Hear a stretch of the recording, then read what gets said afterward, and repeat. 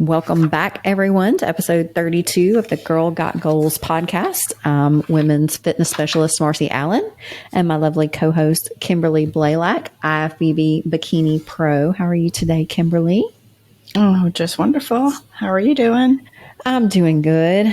It's Sunday afternoon. I just got back from the gym, so I'm like powering down as we speak. I'm like low energy, but I always doing? Go ahead. Oh, I was just saying you're doing better than me because I haven't done nothing all weekend. Well, that's what weekends are for, right? Well, yeah. This was a special weekend, y'all. So it was my anniversary. Oh, yeah. Happy anniversary. I'm sorry. I forgot to tell you that. It's okay. Yeah. So we spent the day together Friday. We did a lot. I forgot to tell you about all of that while ago when we was catch me up. I'm off social media, so I don't ever get notifications of when it's like people's anniversaries or birthdays. I don't see everybody's happenings, so I'm completely oblivious to my own little bubble over here. Yeah, you missed my little. I made a little picture collage with music for my hubby. I know. That is so thoughtful. How many years is it for you guys? So we've been married 22 and together 23. I have to say that because he's going to say 23. And I'm like, stop saying that because you confuse me. He said, well, that's the way I look at it. We've been together 23. I said, but that's not technically what an anniversary is, babe. But we had massage Friday morning. Ooh. So I had my lady come to our house and I went first and then, he went. So I hesitate to say couples massage because usually that's like at the same time. But yeah, I was supposed to say, did you get turned on? Did you get naked afterward? Well, no, because, we were on a strict time schedule. No time for hanky panky. Let's move on. Next item. No, we did. Well, we did that the night before because I made sure that would happen because I already knew what was going to go home Friday night. So I wanted to go to Topgolf and because we'd had fun doing that a couple of weeks ago. And I'd seen online, if you go before noon, it's like $15 unlimited, but it said that you couldn't, it was walk-ins only. So I'm like, okay, well, if the massage starts at 8 and I go from 8 to 9, then I can be getting ready while he does his.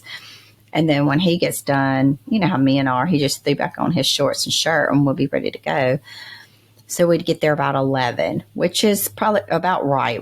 It was about 11:15 when we got there. And we could see as we were coming up, it was packed. I was like, oh, Lord. So they were like, it's about a 45-minute wait. So it was like, never mind. So we went to Dave & Buster's and ate lunch.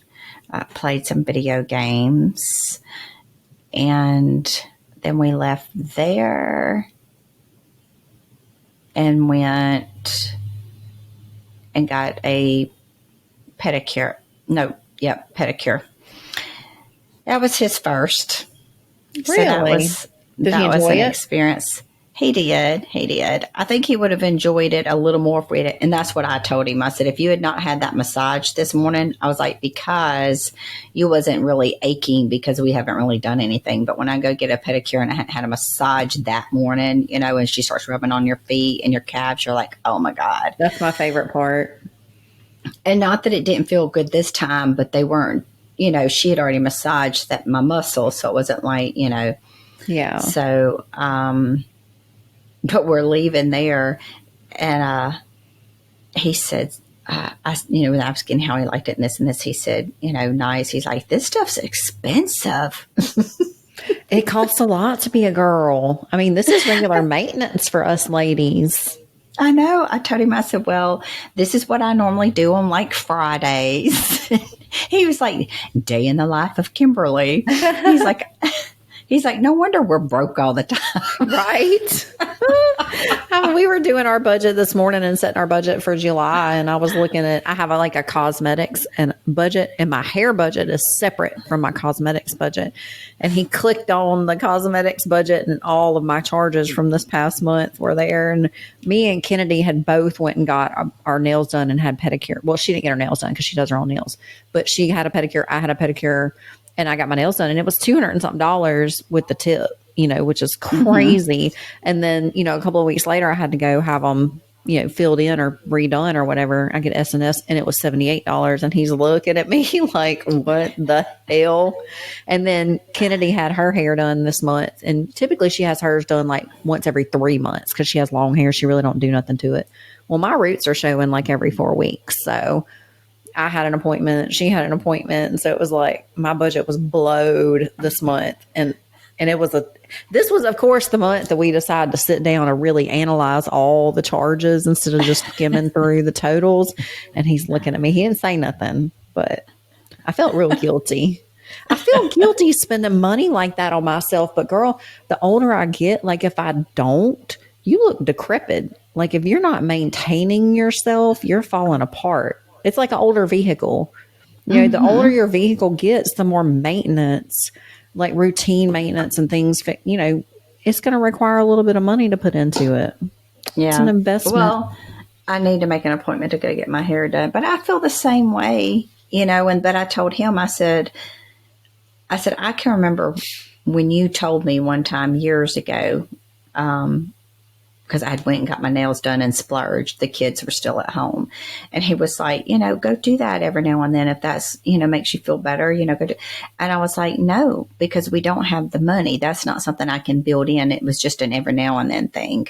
Mm-hmm. So, now that I don't have the kids so much, yeah, I could probably save some money, but it is something that all of those years you sacrificed and didn't. So now it's just something you want to do for yourself, which I told him, I skimp on I don't get a pedicure as often. And I wouldn't have this Friday since I got my nails done last Friday. I really wouldn't have done my toes if it wasn't for me wanting to go do that with him and feeling like it was the perfect opportunity being our anniversary and us both being off on a Friday. Because I can let them go a little bit longer. Yeah, since I've discovered gel on my toes, man, I can stretch that pedicure a long time. I used to have to have it redone like once a month or so. But now that I get gel, it costs more, of course, but I can stretch that pedicure a lot longer than I can just with regular polish, because then it starts wearing off and looking crusty.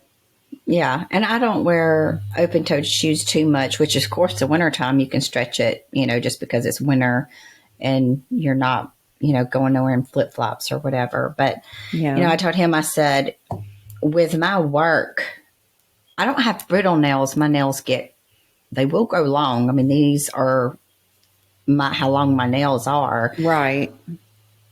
But, and they're hard. Mm-hmm. So whenever I hit something, if I accidentally hit something straight on, they pop off. Yes. And I've done that unloading trucks with what I do at work. So if I have to unload a truck or pick something up and then it breaks off, it hurts, So me having these just seems to make them a little bit stronger where they don't do that so much. I'm not saying I haven't ever. Right. But, so that's another reason why I like to have them done. I can grow my nails long, and because I'm healthier, I eat a lot of protein, collagen, take supplements, whatever. I used to have paper thin nails, but they're really thick and hard now. But from typing all day, every day, they will break like these two fingers, the index and the middle finger. So then I'm uneven, and I can't stand to look down at my fingernails and have some that are short and some that are long. So for me, it brings me joy and it makes me feel good about myself, and it makes me feel polished and just put together a little bit to look down and have consistency in the color and in the shape and in the length, Right. And I could just cut them off and have nubs, but to me, that just doesn't look to be attractive. It's something about, it's just, it makes you feel feminine. And it does. It makes me feel pretty. And then that in turn makes me feel joy. It makes me feel good about myself. And then that in turn makes me more loving and kind to my husband and, more sexual in the bedroom. So babe, if you're listening, me getting my nails done gets you laid. Let's put it like that. It's an investment. Oh, yeah. Oh, Lord. So, yeah. Today's episode is a anything goes Q&A. Nothing is off the table. We're going to shoot from the hip. We had a friend of Kimberly's send us a list of questions that her and some girlfriends had come up with. And we're going to go through their questions. Kimberly's going to read them, and we're going to talk about the answers. And so we have no idea what's going to come out of our mouths. We've done some research. I have my printouts. You know, I like that to be prepared. But, you know, just to let you know, disclaimer, there ain't no telling what we're going to talk about today. So get ready. Yeah. Yeah. If you have children in the car, may not be the time. No, I don't think we'll get into No, they're not really bad questions. No, but, they're mostly about nutrition and exercise. So, yeah. But you know us, we have dirty minds.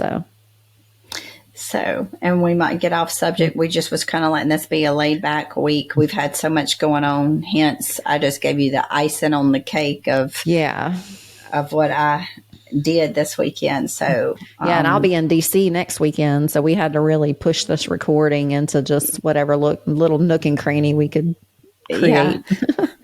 Yeah. Right now we're lifing. Yeah. So thank you for taking time on your anniversary weekend to speak with us. That's very kind of you. I know. I try. You're so sweet. Try to share my time. We love you for it. Oh, I bet you do. He's going to be in there waiting patiently. Yep, he's ready to go do something now. For round 3. Anyway. Well, we got to hurry up. So Carrie's not waiting. Sorry to my daughter that says she's not listening to me no more because I've talked about sex too much. Did she listen after that? You know, I haven't even asked. You got to ask her. Okay. So I was trying to think of, so they gave me several here. Let's just start with this one because I think this one will be, short and sweet. We talked about it a little bit before we started earlier, and that is what a cheat meal would really look like. Yeah. Yeah. Do you want to go first on your thoughts on that? It doesn't matter. I can. First of all, maybe let's define what they mean by a cheat meal, because there's some people, I mean, I'm sure everybody knows, but just in case there's somebody out there that doesn't know what a quote unquote cheat meal is, maybe you can just tell us what that is first. So most of the time people are going to refer to a cheat meal as if you're, on a diet and you're staying consistent on your diet.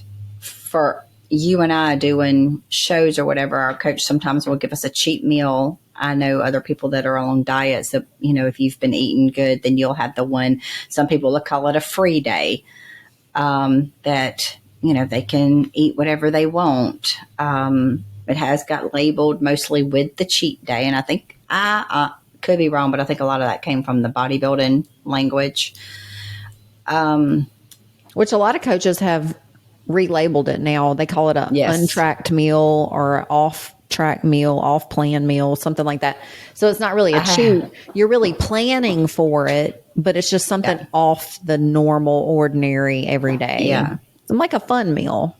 Yeah. I had a coach, and I do like the label they would give it, and it was a refeed meal. Yeah. Because after your body is without, and, we talked about this before, so low calories, you need those calories to look at me, I'm being like you with the abominable. Jessica got a kick out of that. She was like, that was hilarious. She did. I was like, I did it on the phone with Olivia the other day. I started to say abdominals and abominable. Yeah, I was like, oh, what the hell? I had to tell her about the podcast. Just come up with a different way. Just your tummy. Your abs. I'm going to say abs. I'm going to quit being so freaking technical. It's abs from now on. But it will reboot your metabolism, was what I was trying to say. So that is kind of what that means. And like we kind of discussed that a little bit before we started, I think that means different for everybody. And like you're saying, I agree with that. I know we always talk about, with the bodybuilding, but all I can talk about is from experience because I never dieted like that and had meals like that before I started bodybuilding. And like I've said, for the ordinary people, you're changing your lifestyle. So sometimes we got to change the way we think of the word. And maybe I do like using the refeed or not use the word cheat because that sometimes messes with people's brain. If you're changing your lifestyle, it's okay. You're eating correctly all day. And if Saturday is going to be your untracked meal, your refeed meal, then you're working that into your lifestyle and what your calories are. So that could look different for everybody else. I'm trying not to be too technical with this answer, though, Marcy. Because if you're wanting to lose weight and you are tracking your calories, in my personal opinion, you have to be in that deficit a little bit before you would get a refeed. I just made your these body doesn't, notes, along the same lines. Your body doesn't necessarily need that first week because you haven't even shocked it yet. Yeah. You're going to have to shock it of being in that deficit for a little while before you refeed it. And then when you do have a refeed, most people, mine would be most of my coaches would say eat whatever. Some would say eat it within this many calories, eat this many calorie diet or, meal. But it doesn't, I would do steak or I still would have chicken. Yeah, some people just eat more of their prep food. They just have increased quantities of the same types of foods they've been eating so that maybe they don't derail their progress, because there's other things like inflammation that you have to think about and gut issues and stuff. And some people are like, anything goes. Pizza and donuts. There's a wide range of what people may consider a refeed. And I have done pizza. I think pizza, donuts, ice cream, like people are wanting the permission to step outside of the parameters of whatever they've been doing, typically a diet, but I'm like, sis, if you're not in a deficit, this is just a meal. This is not a cheat meal for you because like you said, your body hasn't been in that deficit long enough for this to be beneficial for you. Cheat meals should be called refeed meals or untracked meals because you need them either physiologically or mentally.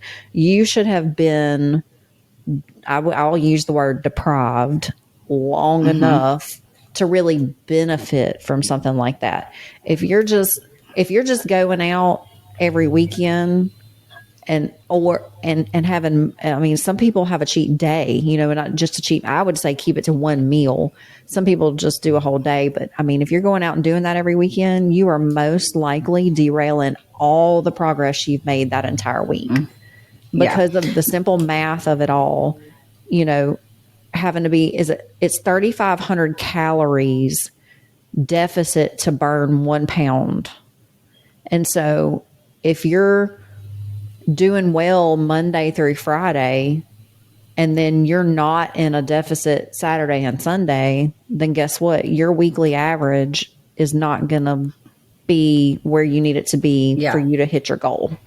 Yeah. So that's why a lot of times in prep, competitors won't get refeed meals for weeks and weeks and weeks and weeks on end because they're hitting their goals every week trying to push toward progress to a certain show. And I think a lot of times the general public will ask about cheat meals because they want that permission to not be strict.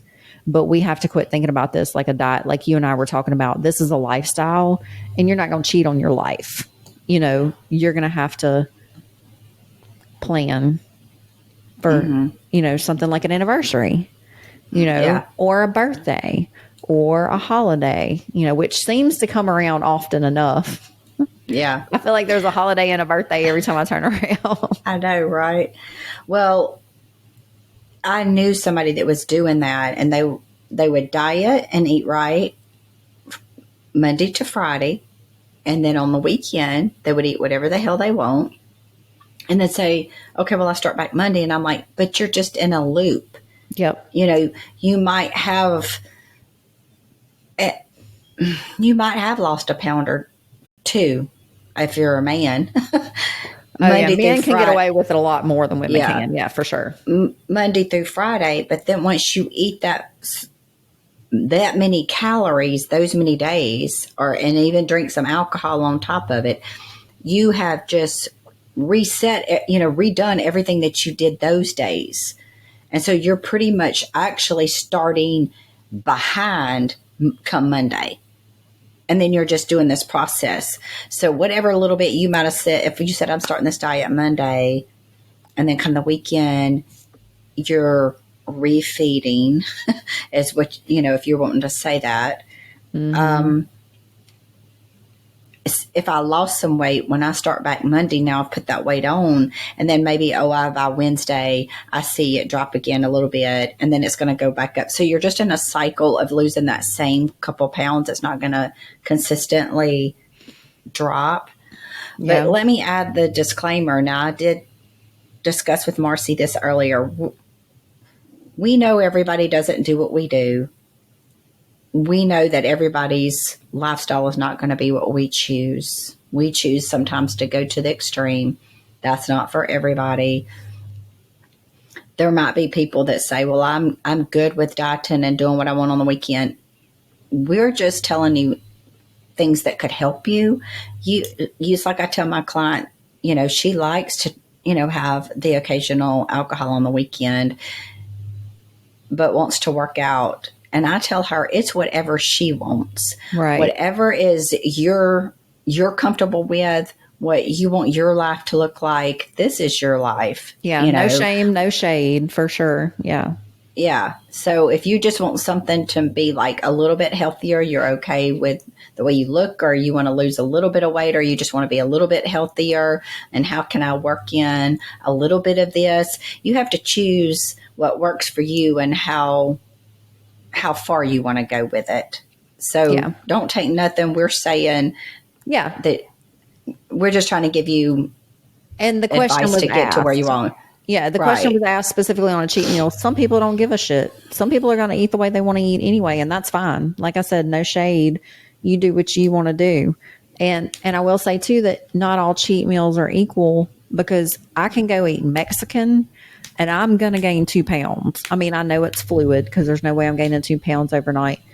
I can go eat a Nuke's cauliflower crust pizza and not gain anything, or sometimes lose a pound the next day, so my calories in those meals are probably the same, but one is like, I'm going to eat the chips fried in the oil and their corn, and, my body reacts differently than to eating the cauliflower crust pizza, which is mostly cauliflower and butter and cheese, which are fats, as opposed to carbs and then inflammatory oils. So there may be something that works for you that you could do every now and then. It's not so detrimental to your weight loss goals, that you enjoy, and then you don't have to feel so guilty about it or ruin, the progress that you're trying to make.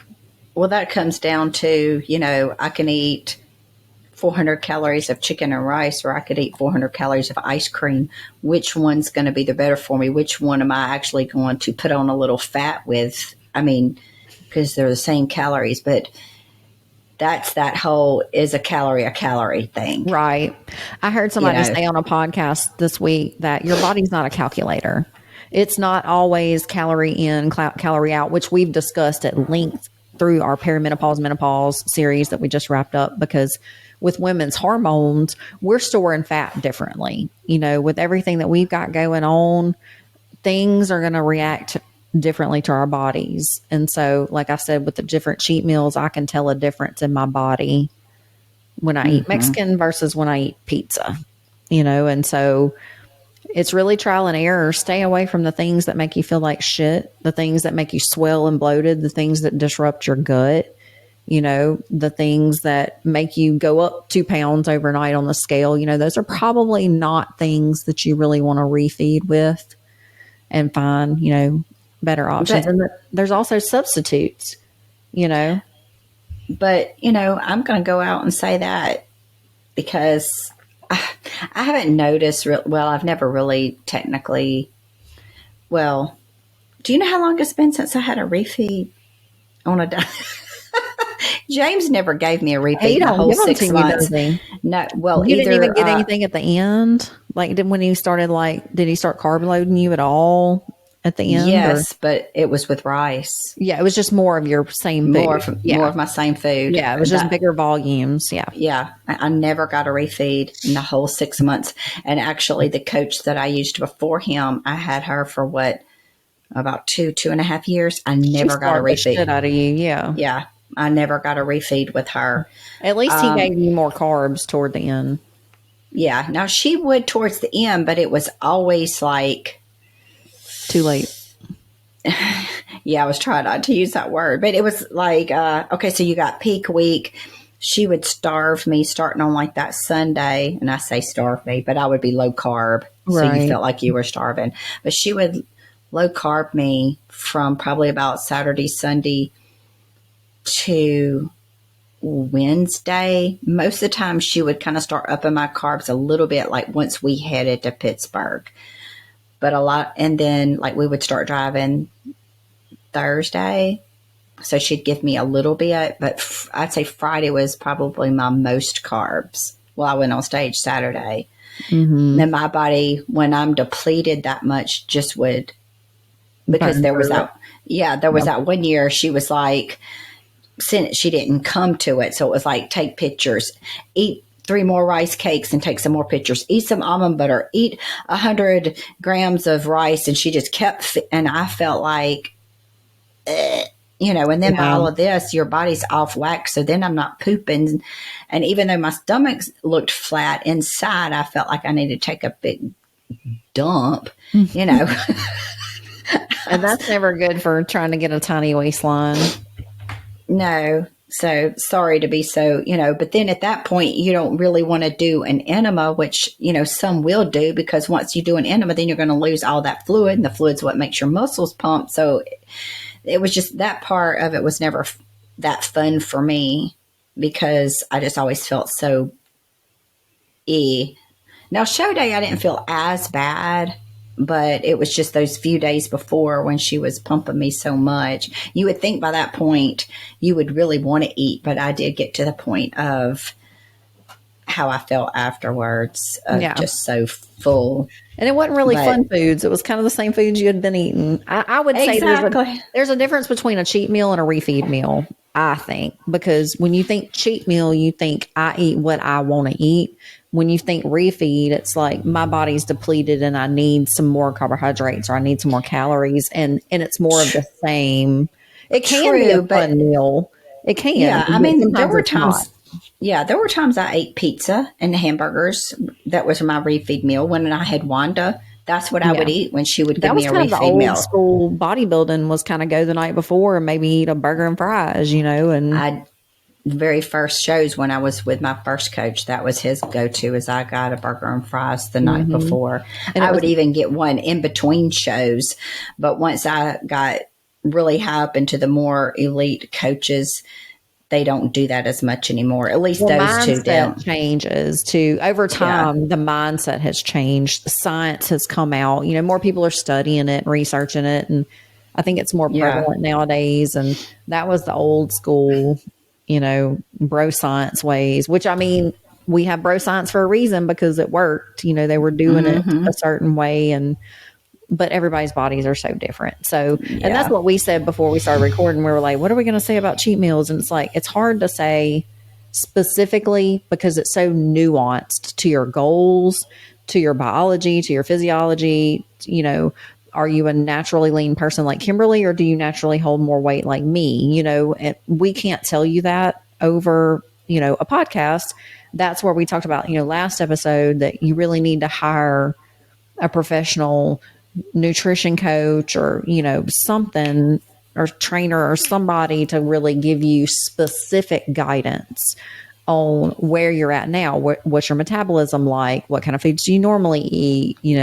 What's your goal? And there are calculations to do that you can kind of figure that out and plan for those situations to where you can eat out some, you can have a little bit more fun for a meal on a weekend or something like that and not derail all your goals. But when I think people asking about cheat meals, I really think it's, going out on the weekends to a restaurant, and just eat eating what you whatever you want. want, or having drinks. And yeah, I was going to, just like say, to kind of summarize that and move on to the next question is, if you are just trying to maintain where you're at, or, you're just semi-dieting, not like all in, and you want to know, well, what do I need to do for a cheat meal? Because I'm eating clean during the week. A couple things to summarize out. One is, if you are on a fat loss journey, I don't think you need a refeed every week. Nope. You need to stay on that diet and just maybe say once a month, but you need to at least be probably in that deficit for, 4 weeks before I would start implementing that. That would be my first suggestion. If you don't want to do something like that and you're like, well, I want to do this every week, this is the way I want to live my lifestyle, then that's, that's your decision also. So I would say like Marcy said, instead of making it a cheat day, because it's hard to come back from that if you are wanting to stay on schedule, just make it a meal. Okay, when I go out Friday night, I'm going to eat whatever I want. And then you're right back on plan. I don't see a problem in that, as long as you're okay with the way that your body is after. Does that make sense? Yeah. Go ahead. Oh, I was just going to say, I guess like if I'm doing that for a couple of weeks or 3 or 4 weeks and I'm like, okay, I'm still not liking myself, then you would have to reevaluate that. But if I'm like right now, if I say, okay, I'm okay the way I look, I can want to live at this weight, that's fine with me. And I'm diet all week and I'm able to eat that meal when I go out on the weekend and I still look about the same, I still weigh about the same come Monday, Tuesday, then you're good. Yeah. And I think that likely comes like at the later stages of changing your lifestyle, not in the beginning. And just from a behavioral aspect, when you talk about, 4 weeks, it takes 21 days to really make a habit. So staying on a nutritional plan for 4 weeks really makes a lot of sense when you're trying to break old habits and start new habits. And I noticed it takes, I would say, at least 8 weeks for your taste buds to change. When I changed my lifestyle, I ate foods not because they tasted good, not because I liked them, but because they were healthy and they didn't react with my body. And they were well tolerated. They didn't necessarily taste the best. Well, my palate was used to super highly processed foods that are over flavored, and they're mostly carbs and fats with a lot of sodium and flavor. And, everything is made to taste good. So you'll buy it, so you'll eat it. Natural foods have very diverse flavors. They're very good, rich, complex flavor profiles in sweet potatoes or grapes. Or I used to almost couldn't eat grapes because they were too sweet for me, because I allowed my palate to be cleansed and I allowed my taste buds to reset. And I was like, oh my God, this sweet potato is actually sweet. I used to have to put butter and sugar and cinnamon and everything on it because it didn't even taste sweet. But if you just give yourself some time and eat it because you're supposed to, not because you like it necessarily, you will find after a while it will be a habit. You will start to like it. Your taste buds will change, and you'll like the way you feel. And then when it comes to cheat meals, when you eat that cheat meal, I think we all have to learn those lessons. You feel like crap afterward. And then sometimes you get to a point to where it's not worth it. It's not worth the stomach cramps. It's not worth the bloating. It's not worth the weight gain. It's not worth the sluggishness. It's not worth, resetting your goals every week. You're like, I just want to stay healthy. I want to do this because it's good for me. It makes me feel good. I enjoy it. And it takes a while to get there. But I would say you're absolutely right in staying consistent for at least 30 days to give yourself a good fighting chance start. Well, it's kind of like, you know, if you deprive yourself, I'm just throwing one out there, say it's, you know, chocolate. When I first start a diet for a show, you know, I have to eliminate all of these foods that I've brought in now that I enjoy to eat in off season. If I stay off of them from Monday to Friday and then I was to eat it Saturday, well, it would be harder for me to start back Monday. I'm setting myself back because I keep throwing that in there. So it's making me want it more. Yeah. The longer I'm without it, the easier that is to almost not want it or forget what it's like. I think sometimes we throw it in there too quick and then it just sets us back. Yeah, especially with sugar, because your gut microbiome really controls a lot of your brain and a lot of your habits, especially when it comes to like hunger and like the leptin and ghrelin hormones. And those microbes have their own brains and they send signals to your brain. So sugar, in effect, makes you crave more sugar. You know, there are things in cheese that makes you crave more cheese. And it's almost like their little biology is like, I want to live, I don't want to die. And so it sends signals to eat more, eat more, eat more. So you're feeding it. And the more you eat, the more you want. So you're absolutely right. From a mental perspective, it's easier for you if you just don't have it, because if you don't have it, you're starving it out, essentially. There are things that you have to let go, and that's going to be a craving at first. But if you can just shut it down, your gut microbiome will correct itself and you will stop having those intense cravings. I'm always going to remember how freaking good bread tastes. You know, I'm always going to remember my mouth will still water when I think about a Krispy Kreme donut, but I'm not going to eat it, you know, because it's been so long since I've had one. I don't need it anymore. Oh my God, bitch, I ate one Friday. Girl.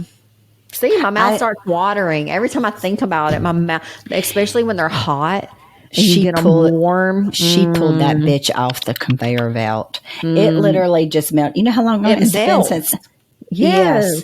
It had been like, over a year, like, I don't know, years. I hate to put the S on it, but it'd been a while since I had a donut. And we were leaving the movies and I was going to meet my daughter because I had to babysit my grandbaby Friday night.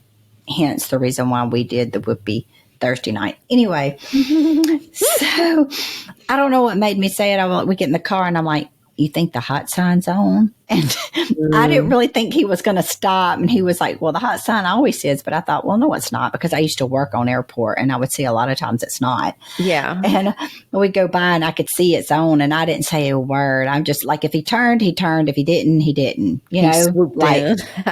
And when he got over, when he got over there, because he loves them too, he could chow down on some donuts. I was like, oh God. I was like, I probably shouldn't have said nothing, but I told myself I was going to enjoy this weekend and do all of the things and not regret. Because do you know how many years it has been? I mean, I've went to nationals the past 3 or 4 years in a row. So, and our anniversary always falls right in the, like towards the end. You know, and nationals is, I went to the one in July and then there's one in August. Yeah. Our birthdays, my anniversary is June 27th. So we haven't technically celebrated and just went out and did the things for our anniversary in years.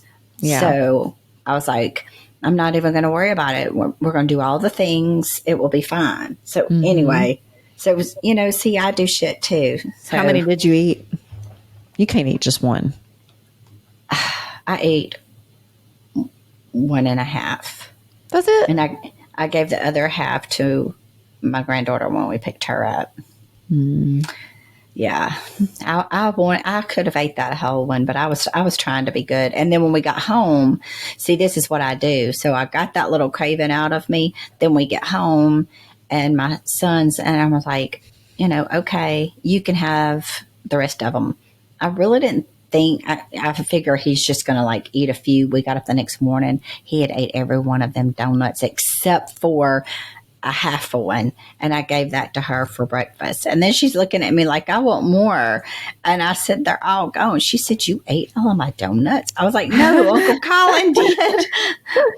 And even though I was upset because I was going to eat a half a one, and deep down, I was like, I'm kind of glad he did because it saved me.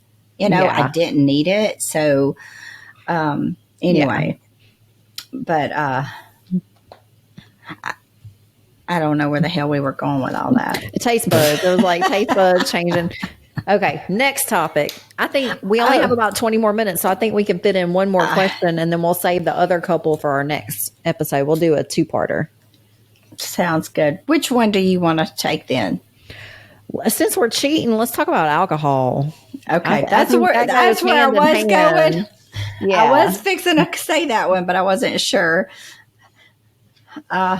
You want to? I think it goes, okay. I'll start with the facts. Alcohol, there's differing facts. Okay. Some people say it has 7 calories per gram. Some people say it has 11 calories per gram. Alcohol is its own category. You have macros, you have protein, carbohydrates, and fats. Well, alcohol is a separate beast all to itself. So I think what was the question is, how do you account for alcohol when you're like on a wellness journey or a fat loss journey or whatever? Well, how do you account for it? Yeah. How do you factor it in? Okay. So you have to count the calories. And there's 2 ways you can do that. If you're using something like MyFitnessPal or My Macros or whatever, calorie counting app you're using, you can just log it in like, 5 ounces of wine or 12 ounces of beer or whatever in your tracking app. Or you have to convert the alcohol calories, into macros, and you have to take those macros from something else. So, if you only have 200 grams of carbs that day or 50 grams of fat, you're going to have to figure out how many calories you're drinking in alcohol, and you're going to have to subtract that, and your meals are going to have to be smaller for the rest of that day. You're going to have to cut back somewhere else. I always say I'd rather eat my calories than drink them. It is not worth it to me. I am not one of those people that enjoy alcohol like that. So it doesn't bother me to get a Diet Coke instead and enjoy my little Diet Coke in my social settings, and eat my calories later. I'd rather have a big fat dark chocolate bar, because when you start talking about, 5 ounces of wine has 120 calories, 12 ounces of beer has 150 calories, 1.5 ounces of vodka or whiskey, which is like a shot, is 100 calories. A margarita is like 300 to 500 calories. Not to mention if you get something like a strawberry daiquiri or a pina colada or anything with any kind of milks or creams or sugars or simple syrups, that shit's astronomical. If you sit there and have 4 or 5 margaritas, let's say 300 times 5, that's 1,500 calories. That's as many calories as probably you should be having in almost the whole day. And you're adding that on top of, you're probably eating the chips and the dip and the whatever else, that you're cheating with. So you gotta really think about it. Yeah. And like we said before, it would be one of those things, if that's just a non-negotiable for you, then you're going to have to accept the fact that you might not get to where you want to in your goal. Or a bitch ain't gonna eat all day. Yeah. I'm sorry. I hate to be the one to say that one, but as long as you're okay with it, I'm just trying to lay it out there, because if you go to the bar or wherever and you are drinking, after hardly anybody's going to go and have just this 1 or 2. And after the second one, well, you have said F it. Right. You don't give a damn that Monday you said you was going to diet. You don't give a damn what you said. You're in that moment. You would almost have to have that talk with yourself and lay out the rules for yourself if this is something that you want to do in your life. Matter of fact, my client's kind of been doing this. She enjoys drinking, but she has cut back. She's like, okay, I went to the bar with my friends. I danced with my friends, but I only had 2 drinks. She's gotten to where she has cut down on how many she has. And that would be something to maybe think of ahead of time so that when you're there, if your thing's the wine, you've already figured up the calories and say, okay, I can have 2 glasses of wine, or I'm going to stop at 3 glasses of wine, and that's it for me tonight. Yeah, you're planning ahead. But like you said, once you're 2, 3 drinks into it, girl, you're going to end up at the Waffle House at 2 a.m. You're going to be in Crystal's drive-thru. You're going to hit up the taco truck. Like after drinking all night, there's hours that have passed since your last meal. You're hungry and you're going to eat whatever feels good in the moment. So, I mean, it's risky. And I do know some people who can plan ahead, factor in the calories, pull it from other meals in the day, and just have those drinks, or like adapt their drinks to, a shot of vodka and, a Diet Coke, or, with some lime or something, club soda and stuff like that. But I would say that's very difficult to do if you do enjoy alcohol to that level and you are a social drinker and you're doing it frequently. Because one thing I wanted to point out is the alcohol, how it affects your biological processes. Alcohol is a toxin. It is toxic to your body, which is why you get that euphoric buzzing feeling, because your body is not operating the way it should. And your body is going to prioritize processing that toxin and getting it out as quickly as possible before it prioritizes burning fat. So when you are drinking alcohol, you are not burning fat for the most part. I can almost guarantee it. If you're the kind of person that has a couple of glasses of wine after a day's work at dinner every night, you can pretty much kiss your fat loss goals goodbye, not to mention your health, because it's not good, And another thing, it inhibits protein synthesis. So if you're trying to strength train and build muscle to help your metabolism and help your strength, if you're taking in alcohol, it's going to shut that down. And so you're already at a disadvantage, especially if you're a middle-aged woman. We talked about, as you get older, your muscle mass goes down and your fat mass goes up, and we're trying to combat that. We're already pushing a boulder up a hill with that.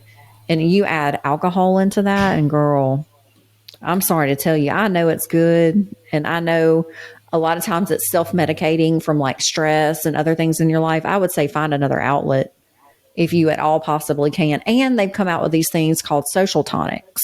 You can go to the vitamin shop, and I think Target and World Market has some too.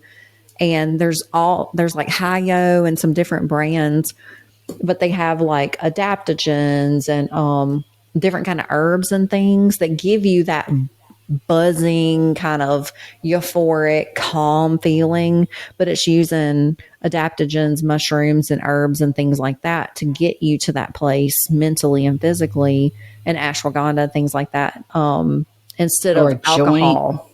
Yeah. I mean, just I never did like smoking weed. It just made me like really thirsty, really hungry, and very sleepy and very anxious. I was one of those people that had like the opposite effect. It didn't chill me out. It messed me up mentally.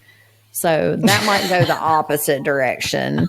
But I mean, if you're on a fat loss goal, weed is not the way to go either, because you get the munchies. I was just going to say you get the munchies. No, I've never done it, so I don't know. Oh, really? Yeah. It was not my drug of choice. I can tell you that. I've got a friend, and she's like, she's like, when I retire from the school system, she said, I'm going to be smoking weed and eating weed brownies on my front porch. Her husband was That's a police hilarious. officer. And she's like, I'm going to give you some. I was like, oh, we just don't even want to know how that would go. He was hilarious, I bet. And I'm told now that there's different strains, and this kind of strain is like more of a body buzz, and this strain's more of a mental. And if you don't want anxiety, you can try this strain. And I'm like, I prefer just to take a Xanax and say, fuck the world, and be okay the next day.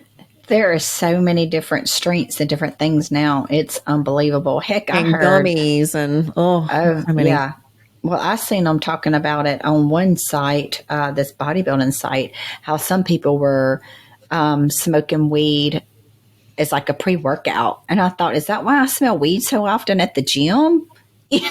Or is it? I just thought it was the people were addicted. Maybe that's. I would never go to the gym if I smoked weed ever. I would eat ham sandwiches and watch TV on my couch till I fell asleep. That would be my life.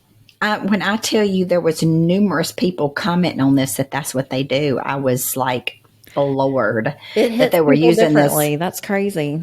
Yeah, I was like, but heck, I told you the other day when we come in the gym, it smelled like pure weed in there.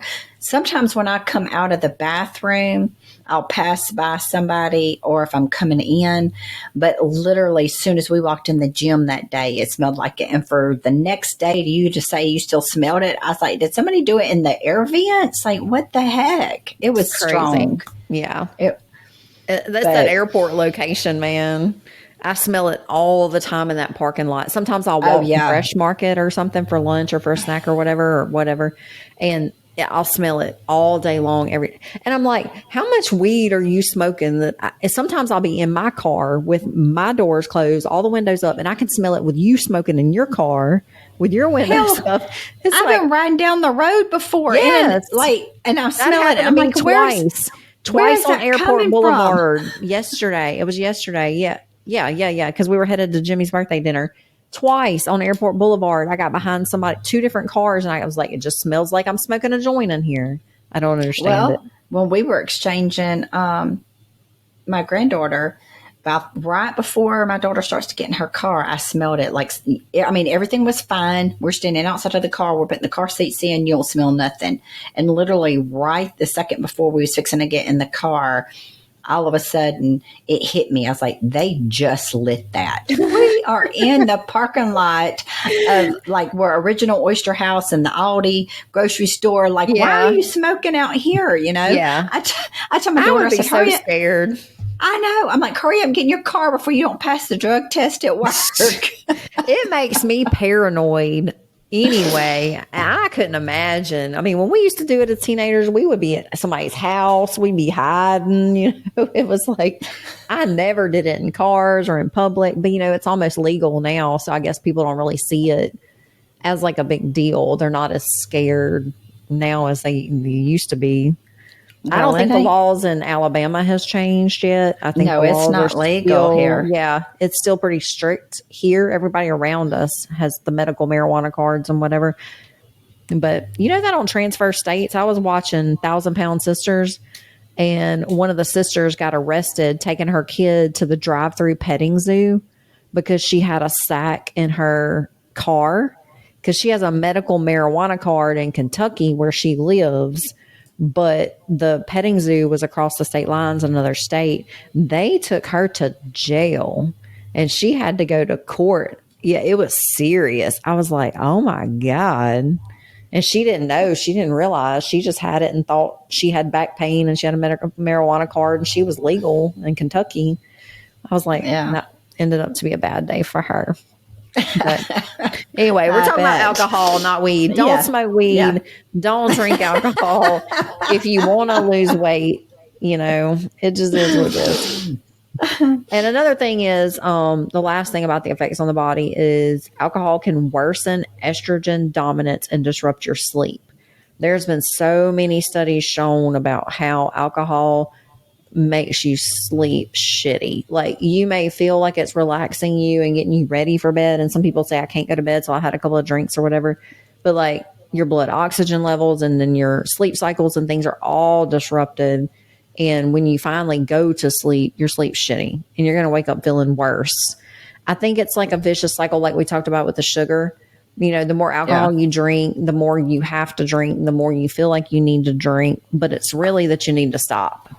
And that you need to find other ways to cope with the stress or to loosen up in social settings or to have fun, and you need to really save those alcohol moments for, like I said, birthdays, holidays, special occasions, not every night, not every weekend. And this is not an AA meeting. This is not Marcy against alcohol because I don't give a shit either way what you do. It doesn't matter to me, but strictly from a weight loss perspective, a health perspective, having fitness goals and a wellness journey, there's really no room for alcohol in that scenario. I'd say being only, super successful. yeah. And only because the question was asked. You know, Exactly. like Marcy said, you know, No shame, no shade. Just answering if a it's question. something that you just can't give up, because like I say, I know several that's like, no, this has just got to be in my plan. So the only way to answer your question with that, if that's something that has to be tried to work into your plan, is to do what I said earlier. You know, maybe try to set yourself to so many, or like Marcy said, go figure up your macros, shorten something else that day. But just understand that that could be something that's hindering you in your health journey, or losing weight when you're trying to figure out why you're not progressing, because Yep. it is going to prioritize the alcohol before it prioritizes any other food or metabolizes any fat. It's going to slow down that metabolism. It's going to make a negative impact on you building muscle. So even if you are going to the classes and doing the things, you might not build the way that you should because of those reasons. So especially if you're doing it during the week or every weekend. So Yeah. just giving you things to think about, or, you know, what the research shows. It has nothing to do with Whether you should drink or Marcy. not. Yeah, exactly. Yeah, we're not saying that. We're just saying count the calories, plan ahead, understand the impacts it's going to have on you physically and on your body, and then set limits that align with your goals. Yeah. To answer the question easily. Alrighty. So, do you want me to give a synopsis of what the other ones are? Yeah, you can tell us about what's coming next episode. I would say next week, but it's every other week now. Next episode, we have 3 topics, I think there is. So their other questions are, so if you're interested, you know, stay tuned. We're going to discuss, is there such a thing as too much water? Why do I have to drink so much water? What are the best supplements to take for optimal results? And how important is cardio? I think the cardio one we will do on its own. What do you think, Marcy? And discuss, we'll make do that one last and discuss what we talked about, like the different cardios. And I think a lot of people have questions about cardio. Yeah. How much and what kind, and we could just work all of that into one to answer that question. Yeah. And I'll make a note too, because cardio for specific goals will take different calculations of your heart rate, your heart rate zones. So I'll make a note that we can tell them how to calculate their heart rate zones and which zones are for which type of cardio. Right. So yeah, and this was some questions from a friend of mine and some of her friends that got together and sent them to me. Like we've said before, you know, if anybody else has anything, you know, email us, hit us up on social media, or me. Yeah, I'm no longer on social media, sorry.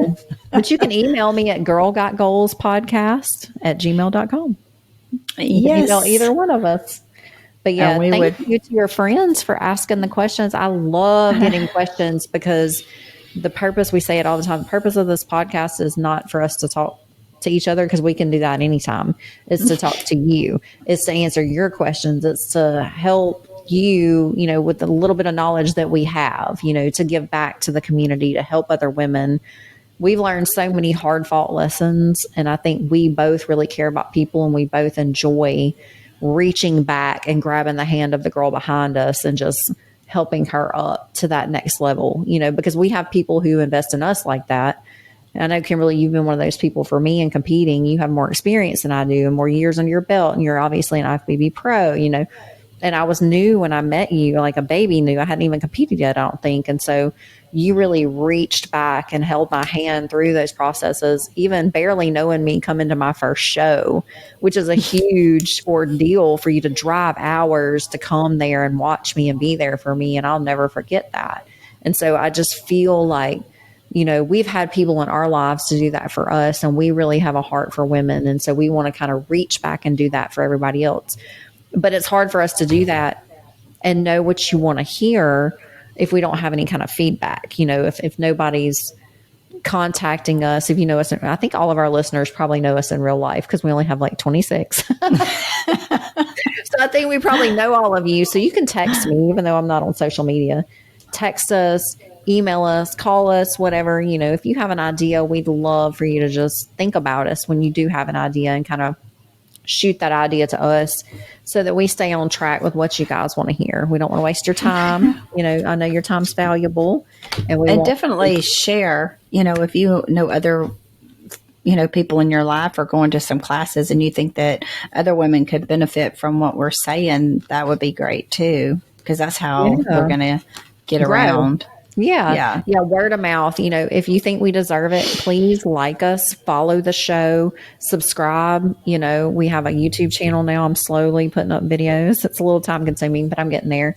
And, share us with a friend. It's very easy if you just go to the 3 dots at the top, if you're in like Apple Podcasts or on Spotify, and you hit share episode, you can text it right to somebody. So if you're listening and you think, oh, so-and-so could really benefit from hearing that, you don't even have to stop listening. I just hit share. I'll think about Kimberly or somebody else all the time. And while I'm listening, I don't even pause it. I just hit share and text it right to them. And then, explain, hey, I think you could benefit from this. And I heard this and I thought about you. And we would really enjoy reaching more women and growing. And if possible, if you think we deserve it, we would love for you to share us with your friends and family who you think could benefit. Yeah. We know we're, raw and rough around the edges, but hey, we're trying, folks. We're real. I like that we're real. I love other people being authentic, authentic to themselves. And so I commend us for being brave enough to step out and authentic and real. We're not perfect, just like we like to say at the end, progress isn't perfect. But you are. So keep growing. And we will see y'all next time. Yes. Bye, guys. Bye.